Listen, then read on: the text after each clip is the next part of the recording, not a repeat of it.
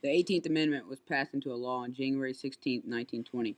It is commonly called the National Prohibition Act, the Volstead Act, because it was proposed by Andrew Volstead. It stated that anything over 0.5% was considered an intoxicating beverage and was illegal to make, sell, transport, or buy. A bootlegger was a person who either smuggled alcohol into the country from Canada, produced their own, or stole it from government warehouses. Prohibition was almost impossible to enforce because of the large number of speakeasies that arose during Prohibition. A speakeasy is an underground bar where people could go to get liquor.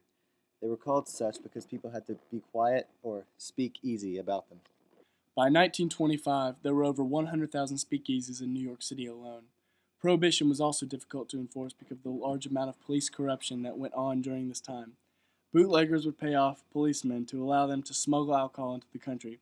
As a result, crime exploded in America. By 1930, over half of the federal inmates were in prison because of alcohol charges. By 1920, Chicago federal courts had 600 pending liquor violations. I feel like a great big orange slushy in a great big orange and blue cup that I'll put on top of my head when I'm done drinking it. Before the time of Prohibition, alcohol-related death dropped, but once the Prohibition era began, the rate increased. Arrests for drunk driving increased by 81%. On December 5, 1933, Prohibition was repealed as Utah ratified the 21st Amendment.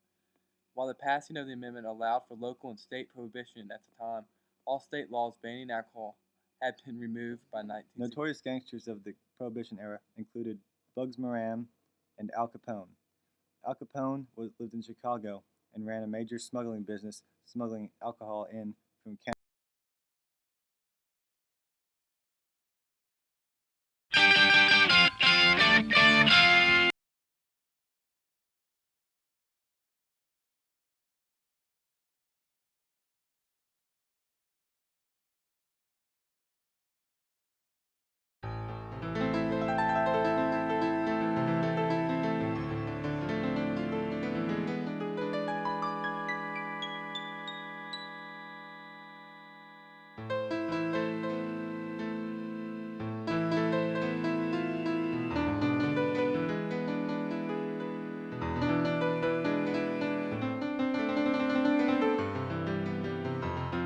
Here I am, fresh out of the big house. My first few minutes as a free man in 2 years. My sentence was for 5, but I have a few friends in high places. I got caught smuggling $50,000 worth of whiskey across the border in Canada. I was working for the King Al Capone himself at the time. Prohibition was the greatest thing that could ever happen for a gangster. The government says we can't make, sell, smuggle, buy, or transport booze, so what we do, we do. Start up a business doing all those things and more. The Volstead Act, as they call it, was unenforceable. People only drank more and crime increased and murder rates hit an all-time high. I wasn't really looking to get back into the business. I just wanted one big score to go out on. And it was in Knoxville, Tennessee that I found it.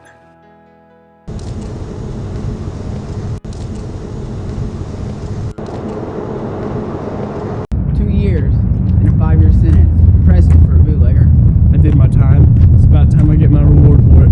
Vincent, if there's one thing I know about you, 10 minutes of free man and you're already looking for a way to get back in. It's thinking they got me into this place in the first place. Where's Frank's new place? Just around the corner. There ain't nothing new about it though. We'll stop by.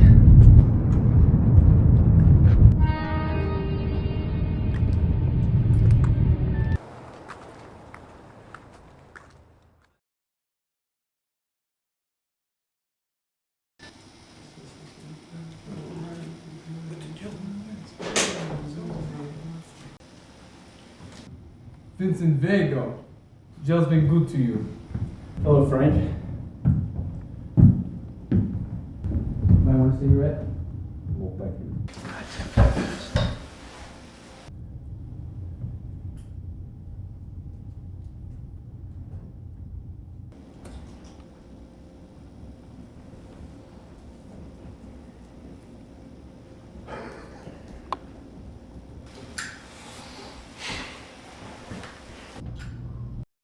I don't suppose you want to go back. Was that why you're here? That's exactly why I'm here. Got a job. Let's talk. It's a nice gun.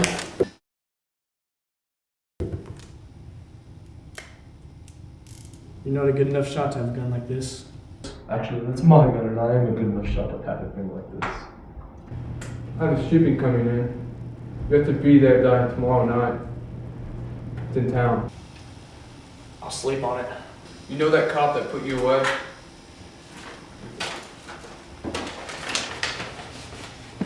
Sergeant Chambers, how could I forget?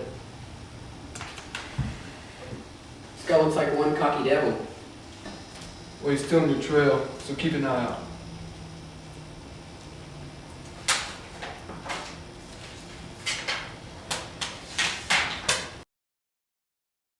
The job was good pay, enough to get out.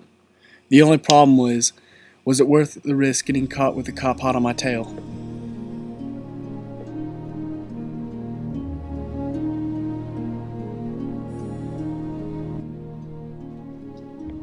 Sergeant Chambers, or as we knew him on the street, Sergeant Chambers.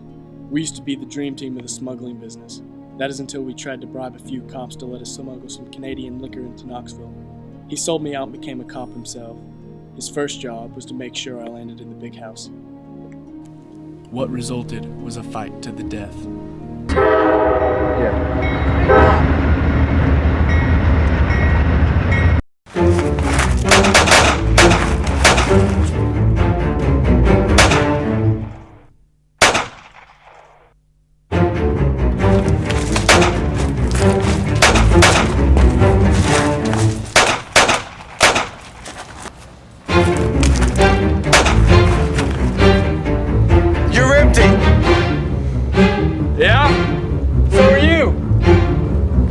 Slide your gun out and we'll settle this the old-fashioned way.